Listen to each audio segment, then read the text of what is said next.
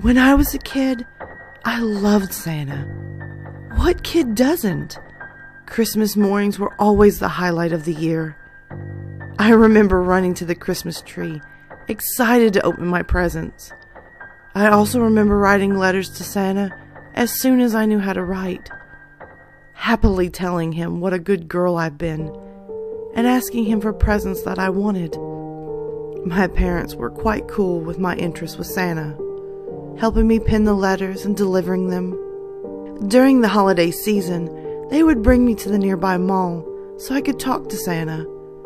It was the only time during the year when I could do so. To me, back then, Santa was real. His presents every year were good enough proof for me. Until the year my parents died. I was 6 years old then. They had gone out for Christmas shopping, leaving me with a babysitter. The memory of that night is still fresh with me. The image of 2 uniformed police knocking on my door. The shocked look of my babysitter. Life was never the same after that.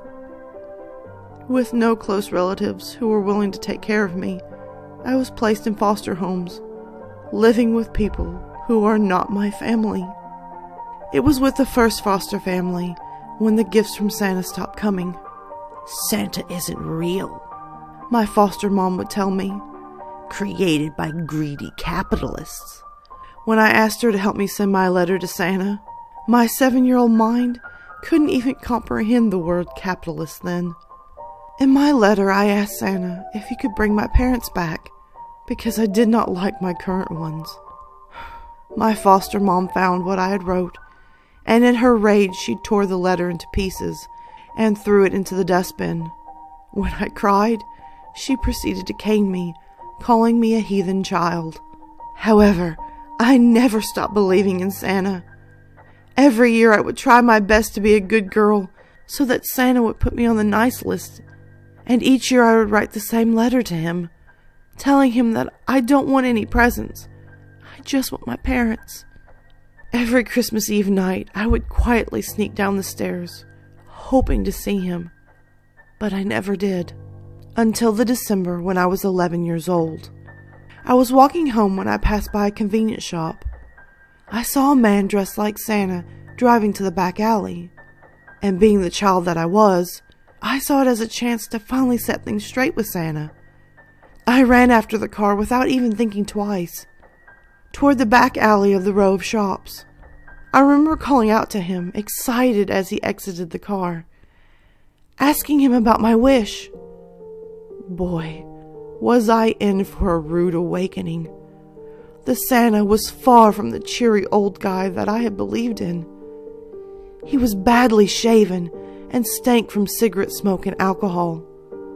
When I tried to talk to him, he simply pushed me away, shouting that Santa doesn't exist, before pulling down his pants and revealing a sight that I still cannot forget. He laughed mockingly when he saw my shocked face, before disappearing into one of the shops. It was then when I realized that my foster mom was right. Santa doesn't exist. When I got back home, I wrote an angry letter to Santa. I knew he was fake, but I needed a place to rant. I accused him of being a phony, a good-for-nothing liar, a fake who robs children of their hopes. I called him a bunch of other colorful language that I had picked up in school. And finally, I told him straight that he doesn't exist, and I would stop believing in a no-good liar who can't fulfill anyone's wishes. When I was done, I walked to the kitchen, turned on the stove, and set the letter on fire. To hell with Santa, I thought, feeling betrayed and lied to. Over the next few days, I spent my free time trying to spread my hurt to as many younger children as possible. I went to playgrounds and I called out loudly that Santa doesn't exist. I remember going to malls and pulling off the fake beards away from those Santas. I made more than a few kids cry, something that I was extremely proud of. If I can't have Santa, no one could. Christmas Eve eventually came, and I remember lying in the bed, looking at the ceiling in the dark, thinking about my first Christmas night where Santa stopped being real for me.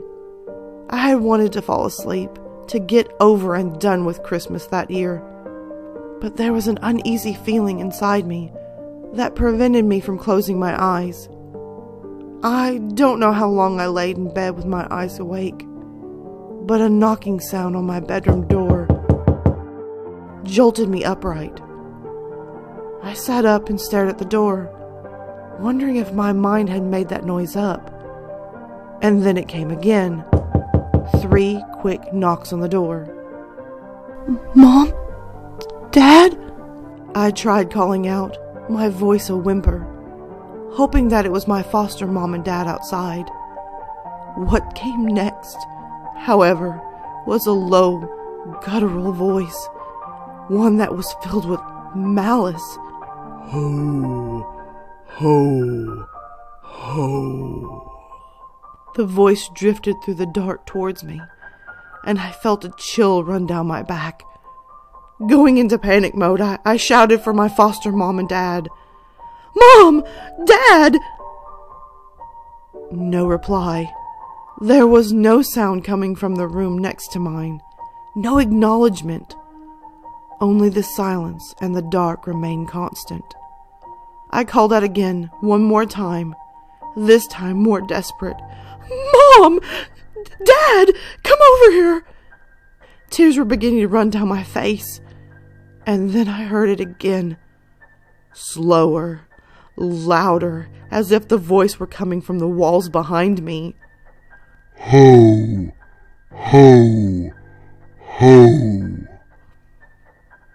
Followed by 3 loud knocks on the door, each getting progressively louder. Not knowing what else to do, I covered myself with my blanket, trembling underneath. I was crying like a baby, out of full terror, repeatedly calling for my foster parents. As I hid underneath my blanket, I heard the sound of the doorknob turning, followed by the sound of the door slowly creaking open.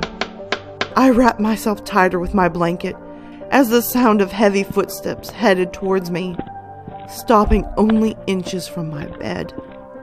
"You have been a real naughty girl, Jill.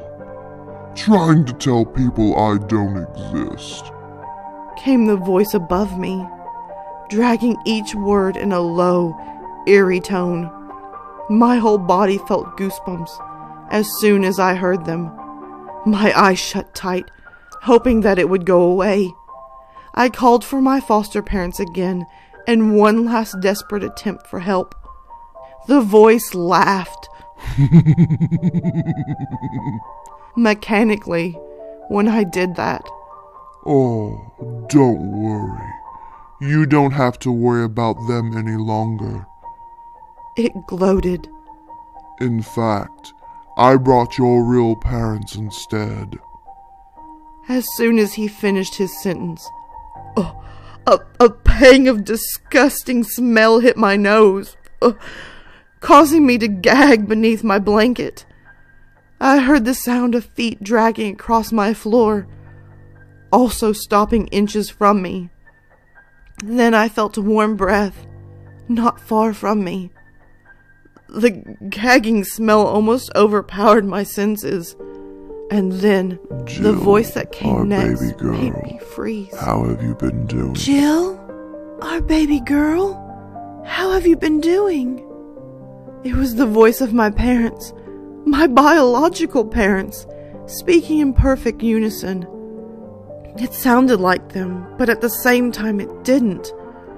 Their voices were raspy, distorted, and draggy, like they were having to use a tremendous effort just to speak to me. "Look, I even brought back your parents, just to fulfill your wish.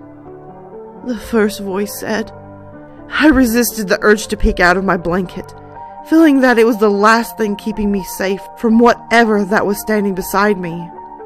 It was then when I felt two bony hands touch my back, followed Jill, by the raspy voice of my follow parents. us. Jill, follow us. I don't know what came over me next.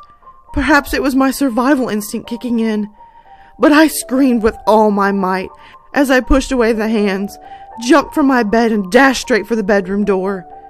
In that fleeting moment, I caught a glimpse of 3 figures in my room. The decaying corpse of both my parents, their skin peeling horribly off, revealing their bones beneath, kneeling just right beside my bed. The towering figure in red, his skin all wrinkled, his beard disheveled, but what stood out the most in the room of darkness was how his eyes glowed red. I dodged them all as I ran to the door, down the staircase and out to the street, to my opposite neighbors. I shrieked and yelled as I banged their front door, and luckily for me, they were still awake, counting down to Christmas. When the police finally arrived, they found my foster parents dead in their bedroom, each with a stab wound to their chest. The police noted it down as a robbery case gone wrong, given how the back door was left open with signs of belongings missing. But I knew better. Even though it's been years now since the incident, I still lock myself in my room every Christmas Eve, with the lights turned on, terrified that Santa may just knock on my door again.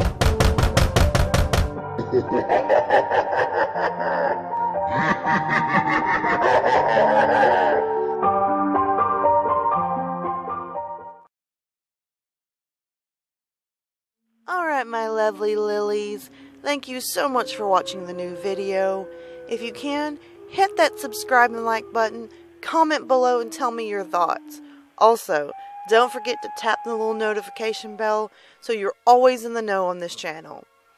As well, guys, you can always find me on Twitter, Instagram, Snapchat, and always you can hit me up in my emails. Feel free to send me your stories, whether they're fiction or totally true. I'm always up for some great stories.